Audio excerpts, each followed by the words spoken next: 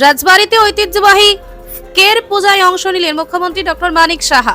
আগরতলার ঐতিহ্যবাহী উজ্জয়ন্ত প্রাসাদে রাজবাড়ী প্রাঙ্গণে অনুষ্ঠিত ঐতিহ্যবাহী কের পূজায় অংশ নিলেন মুখ্যমন্ত্রী ডক্টর মানিক সাহা।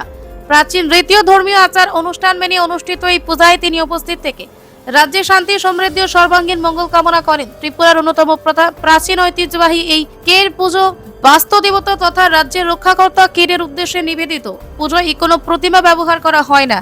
একটি সবুজ বাঁশকে বিশেষ নিয়মে সাজিয়ে দেবতার প্রতীক হিসেবে স্থাপন করা হয় এবং সেই প্রত্যেককেই পুজো করা হয়। প্রচলিত বিশ্বাস অনুযায়ী রাজ্যকে মহামারী, প্রাকৃতিক দুর্যোগ, অশুভ শক্তি ও নানা বিপদ আপদ থেকে রক্ষা এবং জনসাধারণের সুখ শান্তি ও সমৃদ্ধি কামনায় প্রতি বছর এই পূজার আয়োজন করা হয়। 1949 সালে ত্রিপুরা ভারতমুক্ত হওয়ার পর সম্পাদিত চুক্তি অনুযায়ী আজও রাজ্য সরকারি পৃষ্ঠপোষকতায় এই রাজকীয় ঐতিহ্য যথাযথ মর্যাদায় পালিত হয়ে আসছে।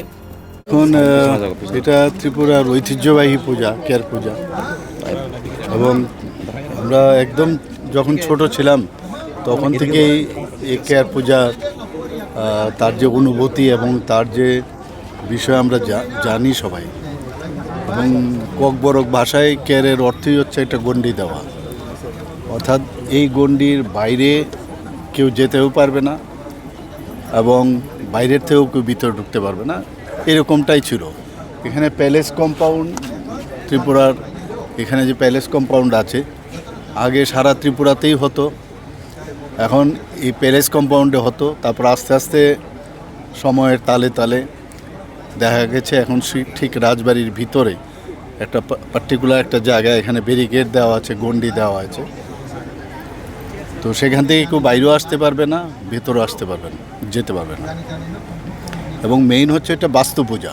বাস্তু পূজা উপলক্ষে কেয়ার মানেই বাস্তু পূজা হিসাবে একটা গণ্ডি দেওয়া, এবং মেইন যে উদ্দেশ্য রাজন্য আমল থেকে এটা হতো, তার যে উদ্দেশ্য হচ্ছে ত্রিপুরার মানুষ যাতে শান্তিতে থাকতে পারে, মানুষের যেন যে কোনো মহামারী হোক বা যে কোনো রোগ শোক হোক, বন্যা হোক বা যে কোনো ডিজাস্টার হোক, তার থেকে বাঁচার জন্যেই এই পুজো হয়ে আসছে। গত বছর আমরা এখানে এসেছিলাম, এবারও এলাম। আমাদের যারা লোকজনেরা আছেন তারা এই কেয়ার পূজাকে সামনে রেখে এই ধরনের আয়োজন রেখেছে। আমার সাথে আমাদের ত্রিপুরা প্রদেশ বিজেপির মাননীয় সভাপতি অভিষেক বাবু আমার সাথে এসছেন, জেনারেল সেক্রেটারি থেকে আরম্ভ করে জনজাতি লিডাররাও এখানে সবাই এসছেন। তো আমরা যে কোনো পুজো হোক, জাতি জনজাতি মণিপুরি বা যাদেরই যত পুজো হোক, আমরা কিন্তু সবাই একসাথে মিলে আমরা তা সেলিব্রেট করি, এবং এর মধ্যে একটা আত্মতৃপ্তিও থাকে যে আমরা সবাই এক, এই যে বিষয়টা এর মধ্যে চলে আসে।